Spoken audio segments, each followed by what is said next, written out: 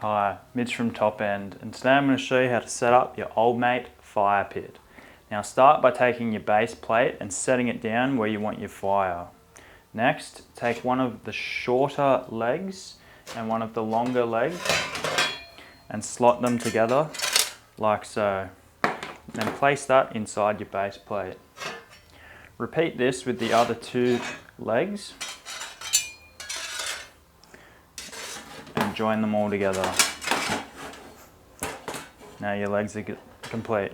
Now take your fire plate, and as you can see we've put press lines in this to prevent warping during the fire.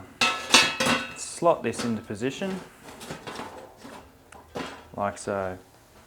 Now take your two shorter sides and place them on. And now all you have to do is take your longer sides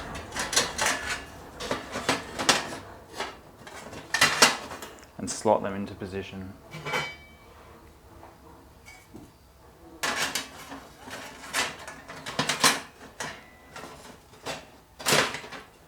And there you have it. Your fire pit is assembled. Now if you want to do some cooking, take your BBQ plate and slot it into position like that.